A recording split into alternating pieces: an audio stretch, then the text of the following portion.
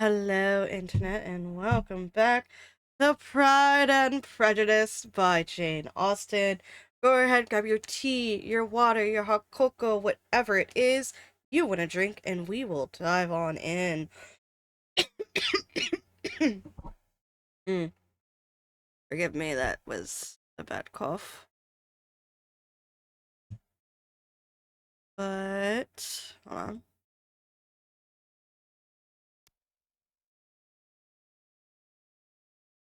Do-do-do. I hope you all been well. Today I found the login for the Story Nook podcast on Spotify, and it has not been updated since since 2023. We're in 2026. I currently have all the I had to go through the YouTube studio, download all the previous episodes. I couldn't even figure out which was the last one like I had uploaded. So I was just like, okay, this was uploaded in June, so I'm just gonna grab somewhere from around after June and just download those because I don't have those files on this computer anymore. So enjoy that. If you go to Spotify, I don't even know if I have the Spotify link in the description anymore. I think I removed it. But I'll add that back in. And I have all the videos scheduling so daily up until we catch up. It'll be daily until it catches up. And currently we are in what is it? We're in 2024 now. So enjoy that, and it's going up till April 24th. But we are heading down to chapter 4. Yeah, because I've just finished 3. So let me down here until I find it. Scroll, that looks like chapter 4. Yep, it is. Look at that. The beauty of chapter 4. It's great. I know where it is. So I hope you're all excited and happy to dive into this novel with me. I've got a simply spiked strawberry lemonade as my drink for the moment. Yeah, I'm working on stuff while also drinking. Alright, I think I had it at what? What did I have this? Yeah, that looks good. 190 will do. So here we have 2 ladies, a gentleman. She's talking. Is she holding something? I can't really tell. A note for Miss Bennet is what it says. That's what this says. So I guess she's holding a note that she's reading to her mother. I guess that might be Mr. and Mrs. Bennet. Once again, I love these illustrated manuscripts. I think they are beautiful. They just make me so happy. They're like super cute. And I adore that. Mr. Bennet's property consisted almost entirely in an estate of 2,000 a year, which unfortunately for his daughters was entailed in a default of heirs male on a distant relation. Okay. So that means because women cannot own property, the girls cannot inherit this property. So a distant male relative is inheriting the father's property once the father passes, I believe. Oh, my notification's going off. And the mother's fortune, though ample for her situation in life, could but ill simply the deficiency of his. So it's not going to make up and do much without his own income. But also, it seems like the mom also has something. Sad that the father isn't able to leave his stuff to his daughters, though, but That is what it is in the 1800s.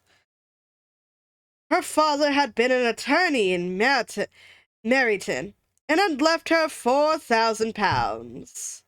Okay, so Mrs. Bennet's father was an attorney. She had a sister married to a Mr. Phillips, who had been a clerk to their father and succeeded him in the business.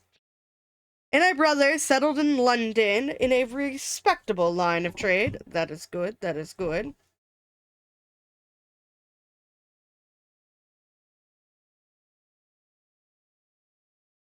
The village of Longbourn was only 1 mile from Meryton.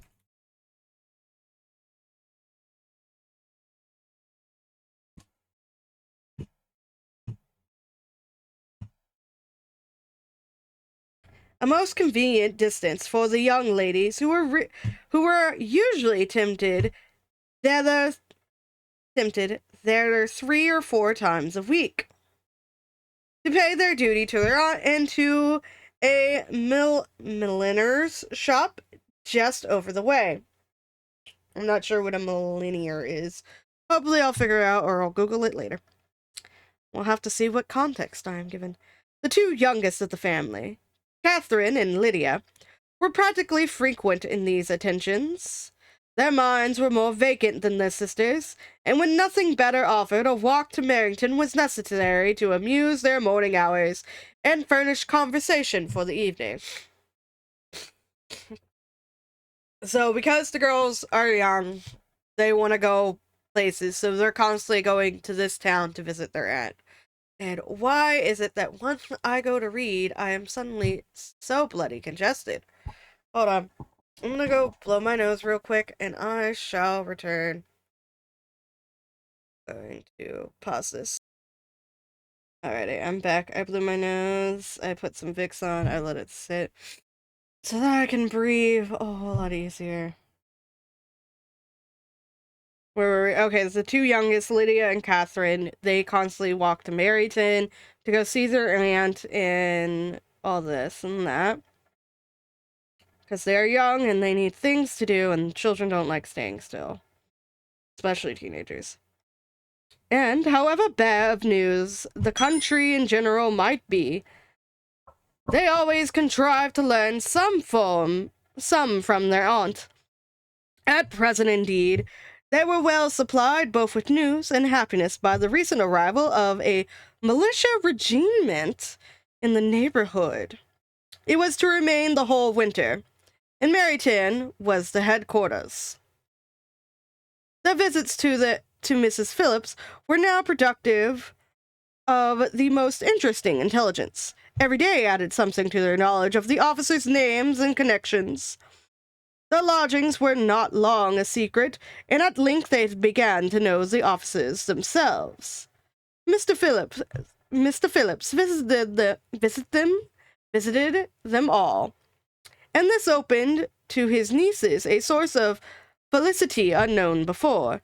They could talk of nothing but officers, and Mr. Bingley's large fortune, the mention of which gave animation to their mother, was worthless in their eyes when opposed to the regimentals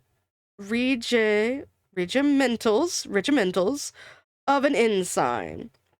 Essentially, the girls find the officers very attractive, and they're just like, yeah, Mr. Bingley's rich, but we don't particularly care. We're young. We don't understand. We know our mom's excited about him. After listening one morning to their effusions on the subject, Mr. Bentley coolly observed, "From all that I can collect by your manner of talking, you must be 2 of the silliest girls in the country. I have suspected it some time, but I am now convinced." Catherine was disconcerted and made no answer, but Lydia, with perfect indifference, continued to express her admiration of Captain Carter, and her hope of seeing him in the course of the day, as he was going the next morning to London. "I am astonished, my dear," said Mr. Bennet, "that you should be so ready to think your own children silly." Oh, that was Mrs. Bennet. "If I wish to think slightingly of anybody's children. It should not be of my own, however. If my children are silly, I must hope to be always sensible of it. And essentially, it's like, I have to be aware that my children are stupid. Yes, but as it happens, they are all of them very clever. This is the only point, I flatter myself, on which we do not agree. I had hoped that our sentiments coincided in every particular, but I must so far differ from you as to think our two youngest daughters uncommonly foolish. My dear Mr. Bennet, you must not expect such girls to have the sense of their father and mother. When they get to our age, I dare say they will not think about officers any more than we do. I remember the time when I liked a red coat myself very well, and indeed, so I do still at my heart. But if a smart young colonel with 5,000 or 6,000 a year should want one of my girls, I shall not say nay to him. And I thought Colonel Forster looking very becoming the other night at Sir William's in his regimentals. So regimentals means, like, that's his army uniform. That's the regimentals. Because girls, we like men in uniforms.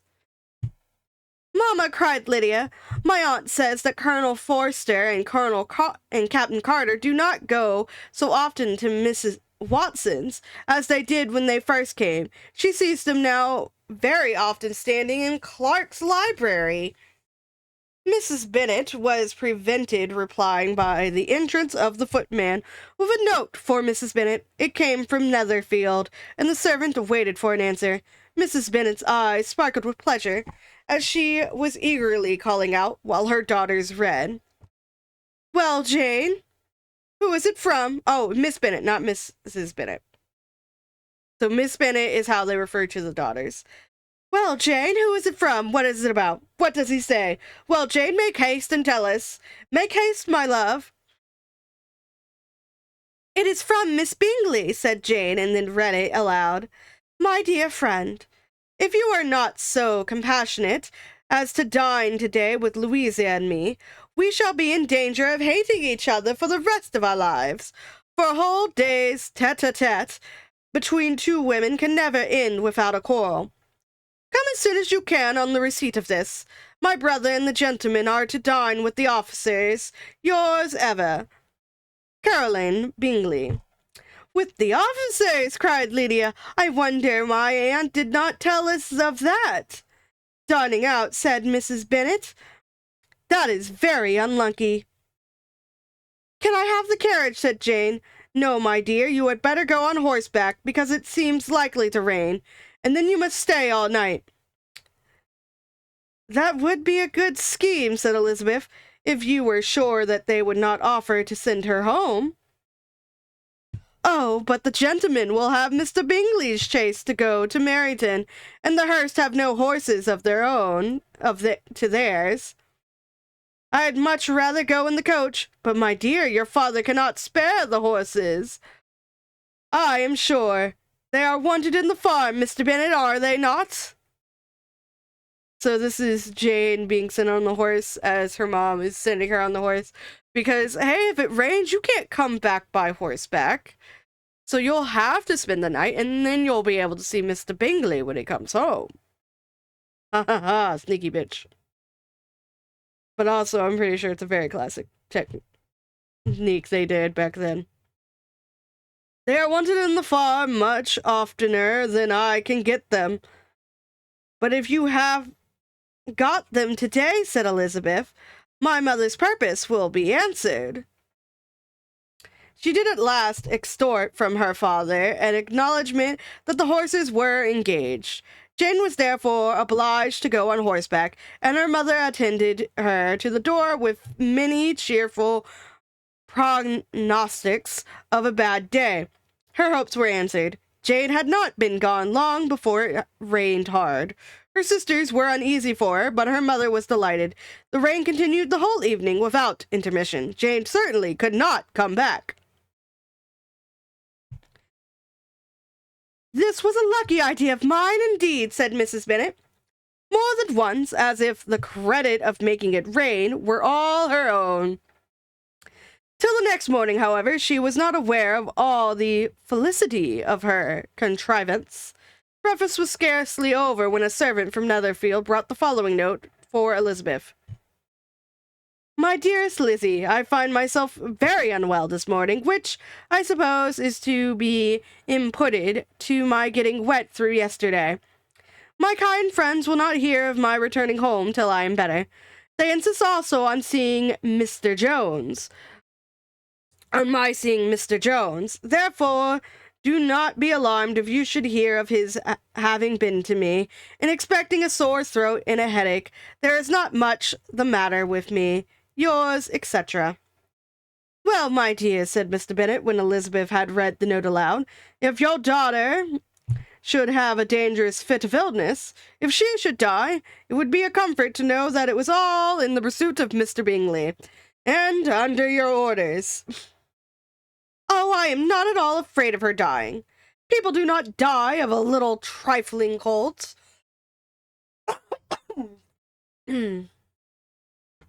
"She will be taken good care of. As long as she stays there, it is very well.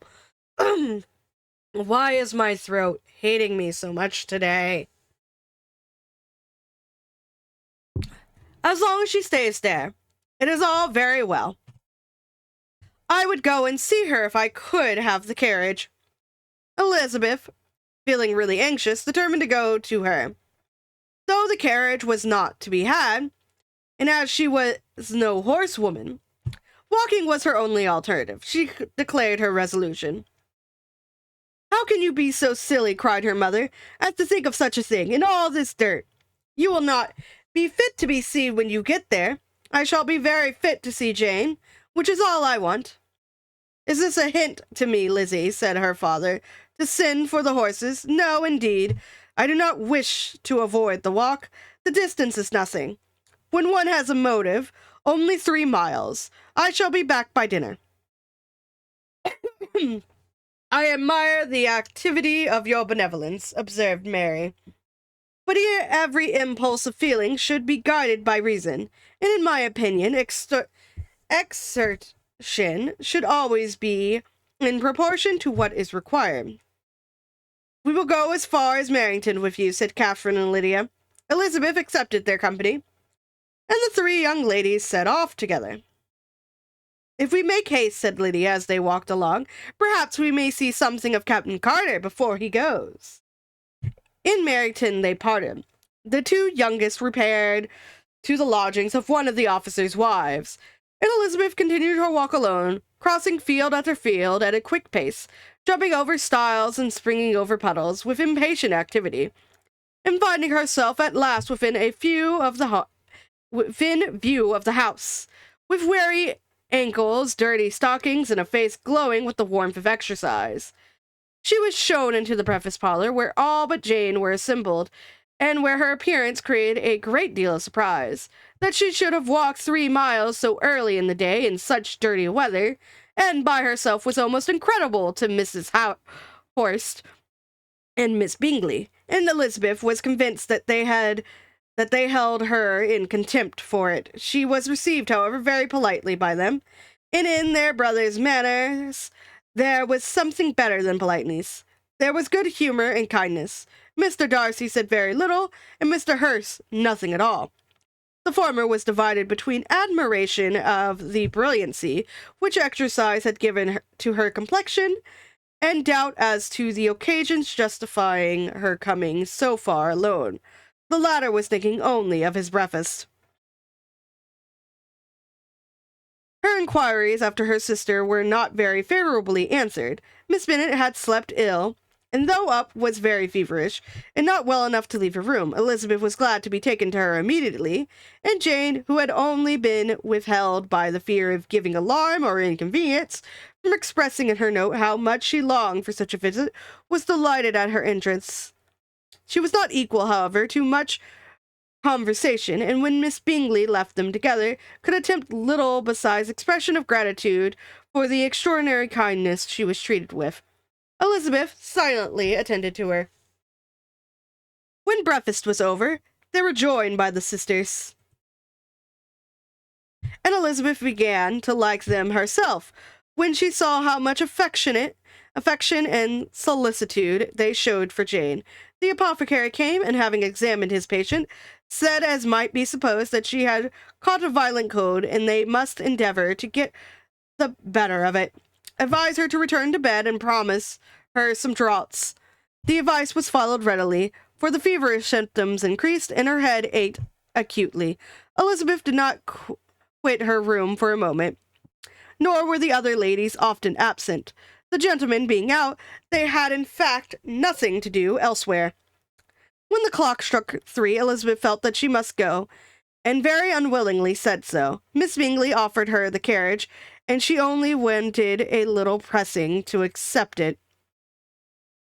When Jane testified such concern at parting with her that Miss Bingley was obliged to convert the offer of the chaise into an invitation to remain at Netherfield for the present, Elizabeth most thankfully conceded, and a servant was dispatched to Longbourn to acquaint the family with her stay, and bring back a supply of clothes. So this is the apothecary, which is essentially the doctor coming in. It's like, oh yes, she's got a bad cold, blah, blah, blah. Because medicine was handled very differently. And that is the image for chapter 5, which we shall read later. This one had 2 pictures in it, which was nice, and a bit longer than the last chapter, which was also nice and pleasant. Let me go ahead and grab the list of Patreon and Ko-fi supporters so that I may thank them. Remember, if you follow me on Patreon or commission me on Ko-fi, your name gets to be read in the credits. If you support me on Patreon, even just $1, you get early access to all of my whips, you get access to all the videos I record, all that good jazz. I have quick sketches on Ko-fi. I've also got a comic book that's on there you can get. I've got a couple of coloring pages you can download and print out and color, all that good stuff. But many thanks to our Patreon Ko-fi supporters: Kaleidoscope Chick, Tweety Cakes, Axel1154, Cassie G, Jet SDS, Axel Alcaraz, Pizza Nene, Semi-Random Sevens, Micah, and Softworks. You're all amazing, absolutely fantastic. Thank you so much. Other ways you can support me: just play the stuff in the background, like, comment, subscribe, interact with the things. Like I said earlier at the beginning of the recording, the podcast on Spotify is currently being updated. It completely skipped my brain for 3 years, and so I finally went to do it. And so now it's being done. I hope you're excited for that. We're at, I think, the beginning of Villainous Level 99 is being uploaded and scheduled, and I've almost caught up with what is actually on my computer to be able to upload and all that good stuff, so I look forward to that. And remember to stay healthy, stay hydrated, all that good stuff. So yeah, bye-bye!